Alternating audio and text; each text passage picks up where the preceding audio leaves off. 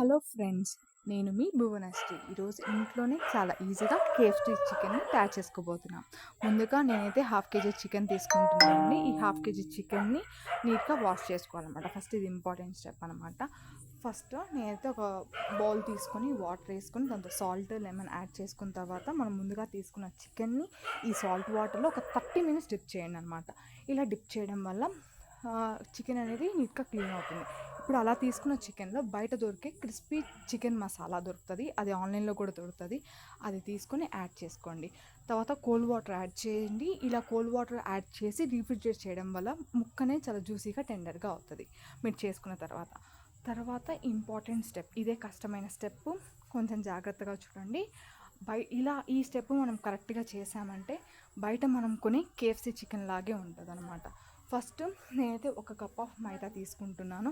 ఈ cup of మైదాలో మనం ముందుగా తీసుకున్న ఈ చికెన్ అంటే ఈ లెగ్ పీస్ని బాగా కోట్ చేయాలన్నమాట. ముక్క లోపలికి వెళ్ళేంత వరకు ఈ మైదాతో కోట్ చేయాలన్నమాట.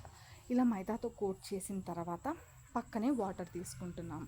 ఇప్పుడు ఇలా కోట్ చేసిన ఇలా మైదాతో కోట్ చేసిన చికెన్ని వాటర్లో డిప్ చేసుకోండి. వాటర్లో డిప్ చేసుకున్న తర్వాత మళ్ళీ మైదాతో కోట్ చేయండి. ఈ ప్రాసెస్ మనం కరెక్ట్గా చేసామంటే బయట క్రిస్పీ కేఎఫ్సీ చికెన్ మనకు ఖచ్చితంగా వచ్చి తీరుతుంది అనమాట. ఈ స్టెప్ కొంచెం కష్టము, మళ్ళీ రిపీట్ చేస్తున్నాను. ముక్కకి మైదా బాగా కోట్ చేయండి, తర్వాత వాటర్లో డిప్ చేయండి, మళ్ళీ ముక్కకి మైదా బాగా పట్టివ్వండి. ఇలా పట్టడం వల్ల ముక్కకి బయట మనము క్రిస్పీనెస్ కానీ అపియరెన్స్ కానీ మొత్తం బయట కొన్నట్టే ఉంటుంది. పిల్లలు చాలా ఇష్టంగా బాగా తింటారనమాట. తర్వాత ఇంపార్టెంట్ స్టెప్ అనేది, ఇప్పుడు మనము ఇలా కోట్ చేసుకున్నాం కదా, ఈ మైదాని ఒక జల్లి లాంటి గిన్నె తీసుకొని దాన్ని బాగా వడగొట్టండి అనమాట. ఇలా వడగట్టడం వలన ఎక్స్ట్రా పిండి ఏదన్నా ఉంటే అది కిందకు వచ్చేస్తుంది.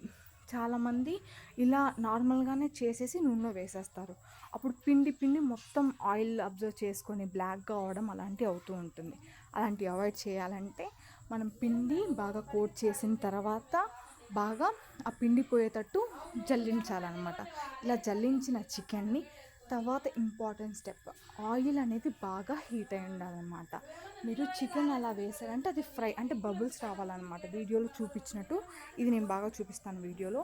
ఇలానే చేయండి, అప్పుడు మీకు చికెన్ లోపల వరకు కుక్ అవుతుంది అన్నమాట.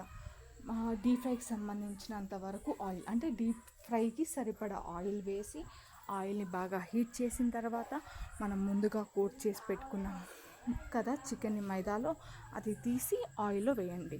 వీడియోలో చూడండి ఒకసారి, మళ్ళీ చూపిస్తున్నాను. ఆయిల్ అనేది చాలా బాగా ఫ్రై అయి ఉండాలన్నమాట. అంటే ఈ ముక్క వేయగానే బబుల్స్ చూడండి, వీడియోలో ఎంత బాగా వస్తున్నాయి బబుల్స్. ఇలా వచ్చేంత వరకు ఆయిల్ని బాగా హీట్ చేసుకోండి. మీకు నేను ఒక ఇన్ఫర్మేషన్ ఇవ్వబోతున్నానండి. మనకు బయట కేఎఫ్సీ చికెన్ తింటాం కదా, దాని మీద లాస్ట్లో ప్రెగ్నెంట్ ఉమెన్స్ తినకూడదు అని ఉంటుంది. ఎందుకంటే వాళ్ళు ఎక్కువ ప్రిజర్వేటివ్స్ యాడ్ చేస్తారనమాట. ప్రెగ్నెంట్ ఉమెన్ తినకూడదు అంటే ప్రిజర్వేటివ్స్ ఎక్కువ ఉన్నాయి, హార్మ్ఫుల్ కెమికల్స్ ఉన్నాయని అర్థం. కాబట్టి అలాంటివి అవాయిడ్ చేసి ఇంట్లోనే మనం టేస్టీగా తయారు చేసుకోవచ్చు. తర్వాత బౌల్లో మనం ముందుగా చేసి పెట్టుకున్న చికెన్ మీద పెరి మిక్స్ యాడ్ చేసేసుకుంటే మన tasty crispy KFC chicken ready. కొంతమందికి కేఎఫ్సీ చాలా ఇష్టము, అలాంటి వాళ్ళు బయటికి వెళ్ళి తినొచ్చు.